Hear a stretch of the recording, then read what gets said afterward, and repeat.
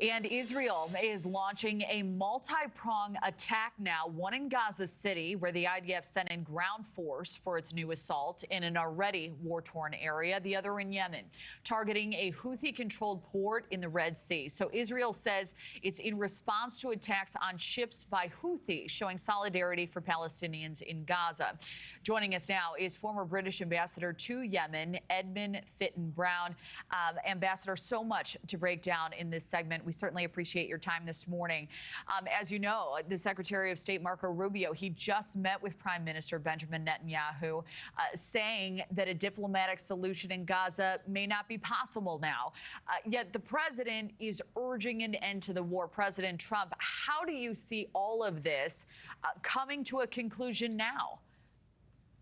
Well, it won't be straightforward, of course. The United States has made a lot of efforts towards a ceasefire.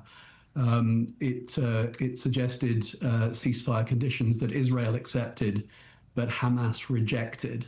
And the president did also make a last warning to Hamas about a week ago, saying it really is time that you actually release the hostages. And I think that is the thing that has been lost in some commentary on what has been happening recently, is this Hamas rejection of peace. Right. And where does all of this leave the remaining hostages? You know, we've heard the loved ones now elevating their voice as these conversations continue. Yeah, this is a morally agonizing issue, of course. Whenever you have hostages being held, you have a desire, an overwhelming desire, to do almost anything you can do to get them released. But of course, if you make major material concessions to hostage takers and terrorists, then that will encourage more hostage taking in the future. Now, I think that there has been a serious effort on many fronts to get the hostages released. There have been some heroic kinetic rescues, and of course, some have been released in previous ceasefires. I think Hamas are holding on to the remaining hostages and remains as their final piece of leverage, really, because of course they're losing the war. Yeah, many say they are the only bargaining chip at this hour. So as you know, Ambassador, Israel has been pummeling Gaza for months, now launching a ground invasion to take over Gaza City. We know the IDF has said their goal is to end Hamas. Do you believe this attack will spell the end of Hamas?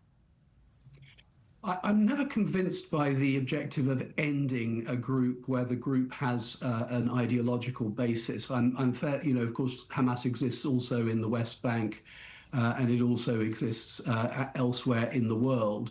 So I think what we're talking about is ending Hamas control in Gaza, and that I think is achievable.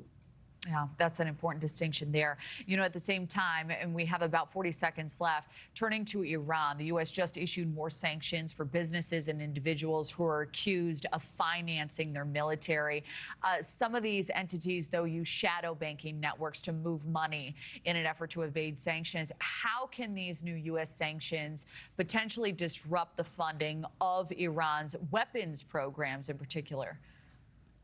Well, the Iranians are still selling quite a lot of oil in spite of the U.S. attempts to exert maximum pressure. We now have the snapback of sanctions by the EU. So really all of this is a work in progress. You'll never, of course, completely choke off all money to the Iranian government. But the idea is to put the Iranian government under maximum pressure so that it cannot ignore the sanctions and is forced to negotiate. Thank you for watching. Subscribe below and download our NewsNation app right now on your phone, and you will get fact-based, unbiased news for all Americans.